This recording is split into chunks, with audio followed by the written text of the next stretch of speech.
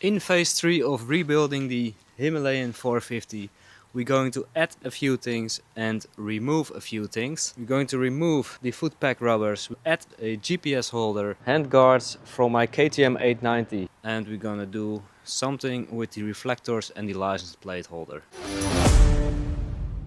As you can see, the rubber foot pegs don't provide any grip. I was riding in the dirt and my foot went all over the place. The reflector is going to be removed and install this one. I'm going to install this one, park it in the dirt. I already did that last week. And as you can see, it was quite deep in the mud. And beside all that, I installed the Hepco and Becker Tankbag.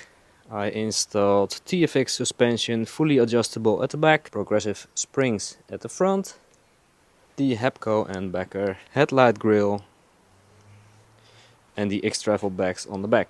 Let's start with the easy job. I got this from AliExpress, nothing fancy, to make nice stuff, so why not. Let's clean this first and be sure to put in a little Loctite because this is very sensitive to vibrations, and I see it does require a little bit of force.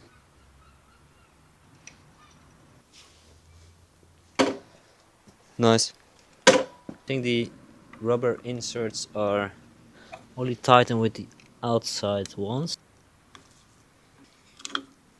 This provides much more grip, although the finishing doesn't look very well like this. But at least we have grip. This is what you have if you remove the rubber inlays.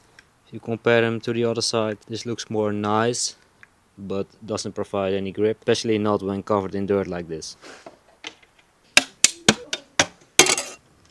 And we don't want the reflector at the rear end. Sure, it's safety, but it doesn't look quite well. I would not list them as essential off-road mods. More like a mod to sponsor my friend. So for the next thing, I need to get rid of the windscreen. And what I'm going to install is this little bracket, which goes behind the windscreen, with my navigation device on it. And this will only be a temporary solution because I'm going to install a tablet in the future. But for now the Garmin Sumo will fit the bike perfectly. It is mounted in rubbers, so that's very nice. The bracket goes on here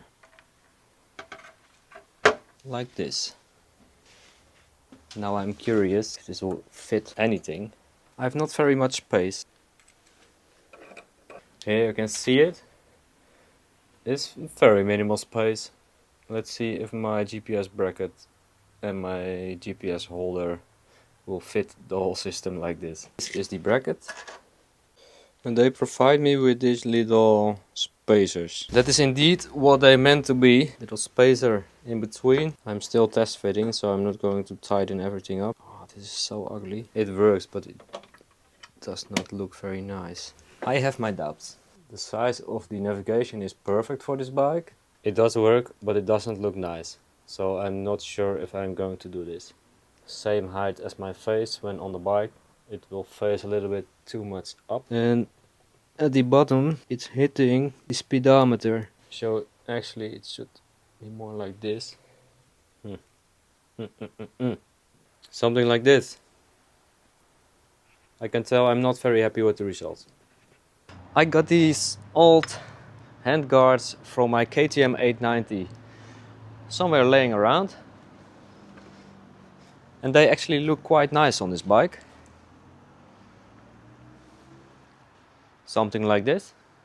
These are not steel reinforced, only plastic handguards, so these are temporary. We are in the middle of the winter. It's very cold to ride like this, so this will provide the necessary protection from the wind against your hand, and will go for steel reinforcements handguards in the future in case of crashing it off-road. Took this one out.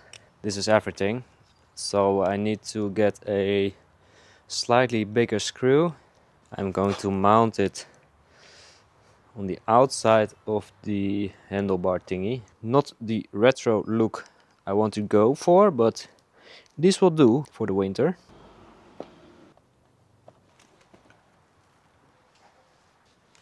Okay. Quite nice results. You can see they are from my KTM. And this is how they protect your hands from the wind. And you can mount them here on the rest of the handlebar. I'm quite happy with the results. I'm not happy with this one, because there is little to no space left. And you can see it sticks out of the windshield. I'm using a lot of spacers, but the handguards are nice. Okay guys, the handguards looks very nice on the bike. The GPS and the holder does not look nice on the bike, so I'm not sure what to do with that yet. For now I'll leave it on and do some test riding. For holidays this is okay. I want to use a GPS device because I'm riding big holidays and then I need to load in GPX files, and the Google Maps solution inside the dashboard does not give you the option to ride with GPX files.